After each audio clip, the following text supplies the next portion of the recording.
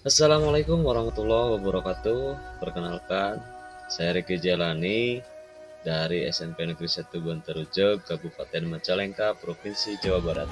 Pada kesempatan ini akan menyampaikan terkait nilai dan peran guru penggerak berdasarkan hasil diskusi kelompok kami, yaitu kelompok 2.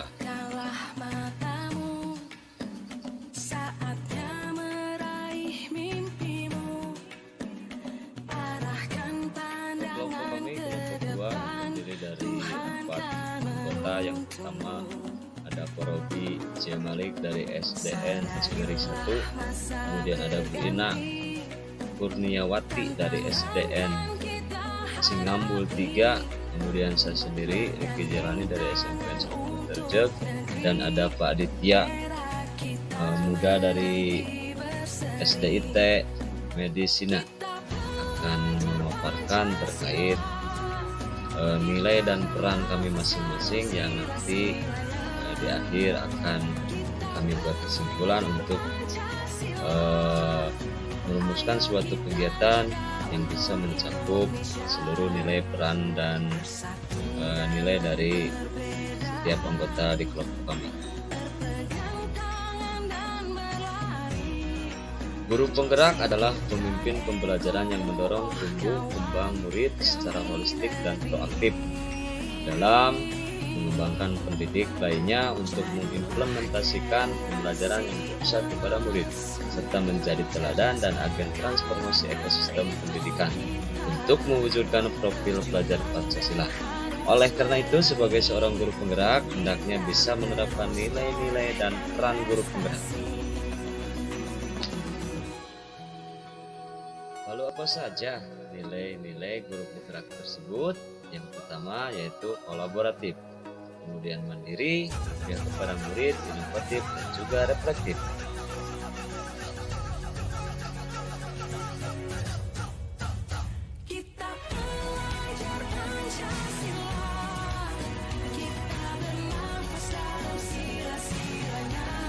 Berikut adalah nilai yang dimiliki oleh Porobi Malik, yaitu kolaboratif, inovatif, dan berpihak pada murid.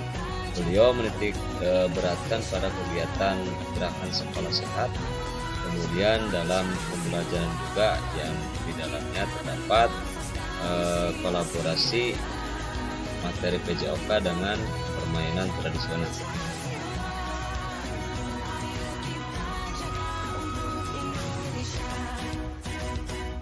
Ada 3 strategi jitu yang diterapkan oleh Porobi. Yang pertama, membangun kolaborasi dengan terus-menerus, kemudian mengembangkan diri dengan berbagai pelatihan yang tentunya berkaitan dengan kesehatan dan pembelajaran berbasis IT.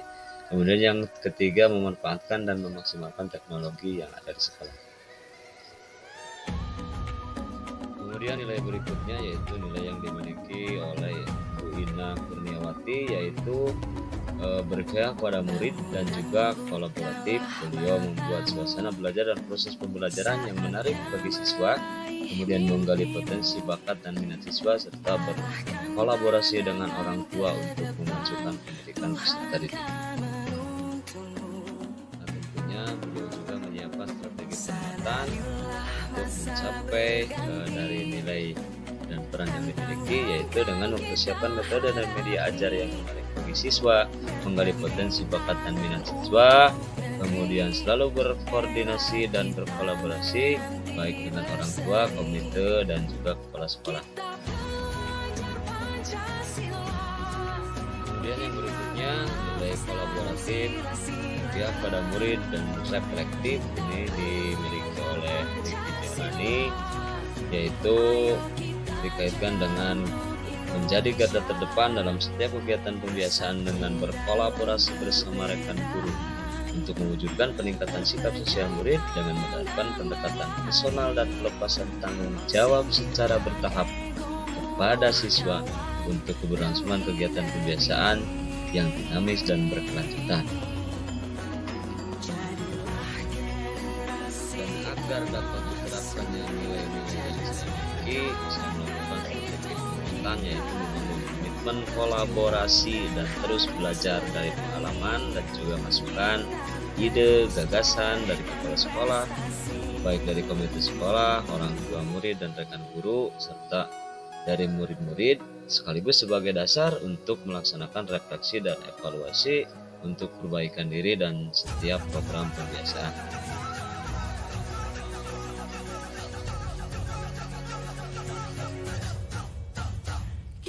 Kemudian nilai keempat yaitu nilai kolaboratif, inovatif, dan inklusif pada murid yang dimiliki oleh Pak Aditya Muhammad, yang beliau munculkan sebagai penanggung jawab dalam prestasi siswa di sekolah dan juga pembimbing ekstrakurikuler keagamaan. Juga membuat dua strategi penguatan, yaitu yang pertama berkolaborasi dengan seluruh guru dan orang tua siswa, kemudian konsisten dalam melakukan refleksi dari setiap kegiatan.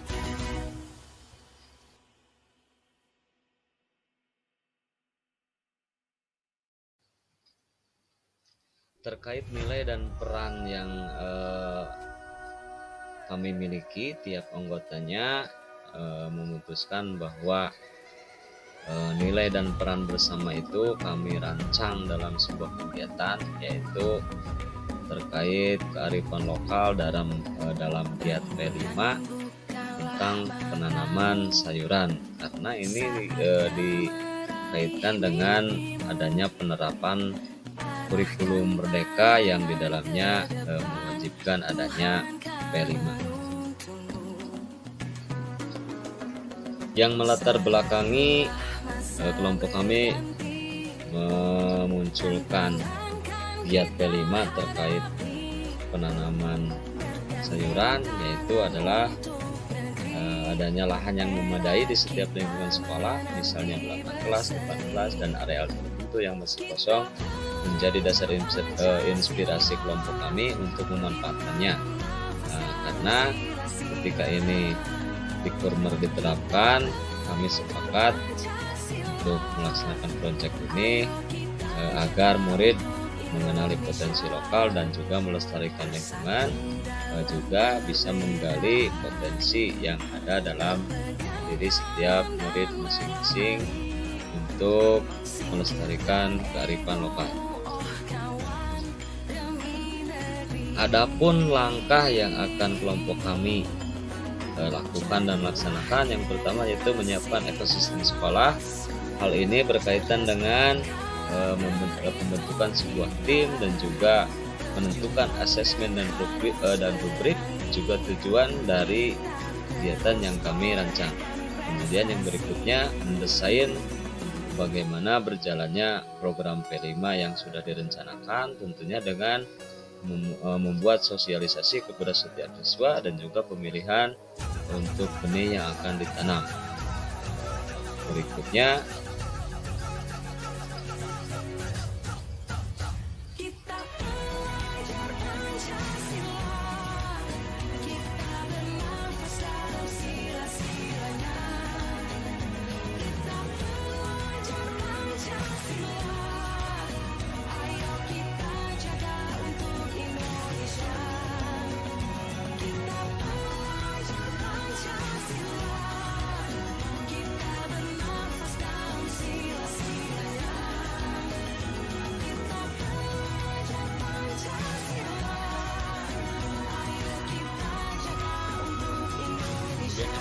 yaitu foto bercerita, di mana di sesi ini dokumentasi dalam setiap kegiatan yang dilakukan siswa sebagai dasar untuk melaporkan dan mengevaluasi serta tindak lanjut untuk fase berikutnya, dan dalam fase ini membuat anak atau siswa itu sangat senang dengan kegiatan yang mereka lakukan, karena di minggu berikutnya mereka melihat lagi foto-foto yang menceritakan tentang kegiatan mereka di minggu sebelumnya, sehingga ada evaluasi dalam kegiatan di minggu berikutnya untuk menutupi kekurangan dan lebih memunculkan lagi kelebihan dalam diri mereka masing-masing.